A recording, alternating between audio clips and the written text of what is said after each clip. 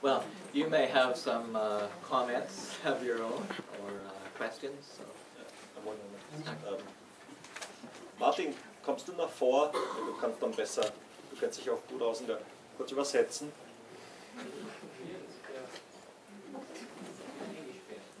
Ja, aber der Wand entlang, du schaffst das schon, komm. Es gab vorhin, der Martin Balluch, den ihr alle kennt, hat gerade ein Interview auch mit Professor Sorenson gemacht und ist sehr gut auch in diese Thematik eingearbeitet. Kannst du bitte nach vorne kommen? Danke.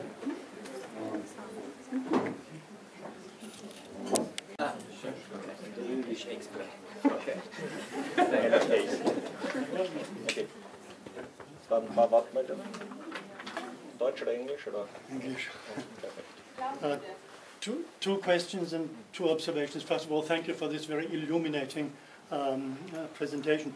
The two questions are, have you yourself come under pressure, like your colleague here has mentioned in connection with the University of Vienna?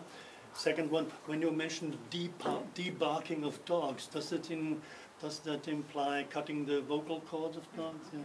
And two observations. You mentioned Canada as not having any such repressive laws yet, but the perversion of the animal torture idea is the same as here, apparently, because I remember when anti-sealing activists sprayed the seals, this came under the accusation of animal torture. And finally, even the much demonized ALF has in their statutes, as far as they exist, a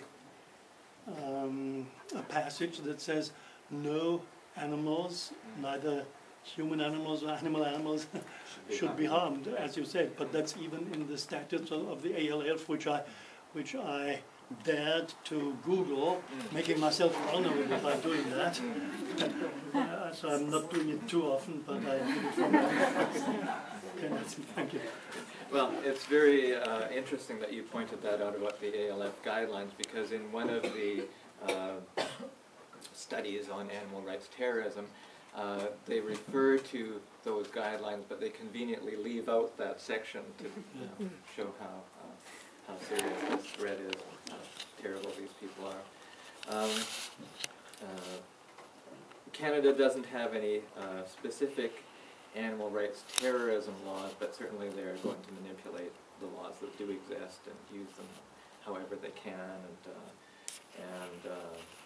and of course laws that protect animals in Canada are centuries behind the rest of the planet in many respects.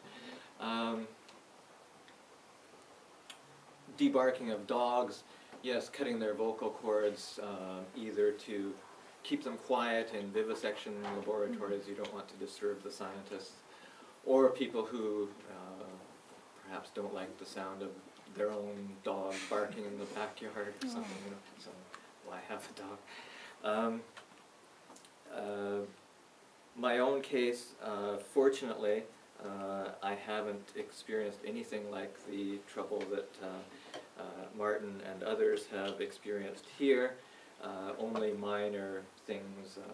At my university, I attempted to find out about vivisection that was being carried out, simply asking for data on this, number of animals, types of animals used, and what kind of experiments were being done. And for simply asking that question, I was, the psychology department tried to charge me with harassment, and I had to go to the dean's office and so on, and there was a lot of emails accusing me all sorts of things, but after those emails I was able to say that I would charge them with harassment, so then it went away. There was a happy ending for me. But is it true that a couple of days ago some American Secret Service person called you a terrorist? That's what I just heard, but I didn't hear it. Maybe behind my back. So, I guess because I was with you. So. A terrorist with a tie. Okay. Yeah. Elmar war zuerst. Und dann I have two questions. The Bisschen. first one, to the conference you joined in Tübingen. Have you been able to extract any kind of working definition of the terms extremism, militant, terrorist, definitions which the police are using, the police is using? Well, the other question, may I? Oder soll er zuerst die beantworten oder? Okay. Wir haben eine Stunde Zeit, also nur kein 1 hour. Well, so I'll make my answer short. Well, there are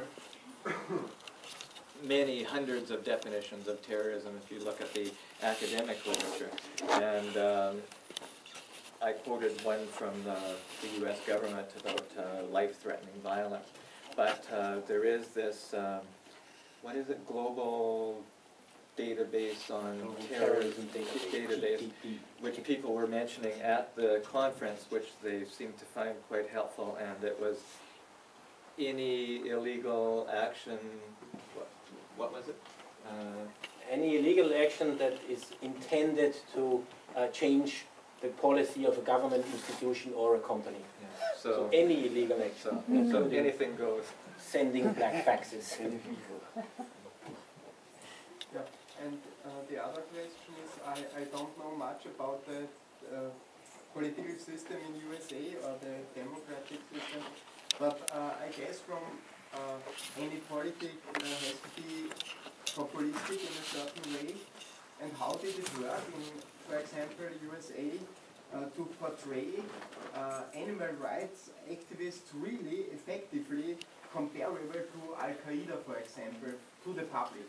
Because I can imagine that the public sees Al-Qaeda as terrorists, yeah? And I guess that the public sees, some parts of the public sees animal rights activists as annoying. So I see there is a difference from the public perception. But how did it still work that there are comparable laws against Al-Qaeda and animal rights activists? Well, as I was saying, industries are spending a lot of money to push these laws through and to create this impression of animal activists as being violent terrorists. Public perceptions, I think that to a large degree the public would share what I assume are many of the views that we share about protection of animals. But the public's compassion and better feelings have to be opposed and undermined so that this other image can replace those, the image of the dangerous or even annoying activists. So I don't know if that answers your question.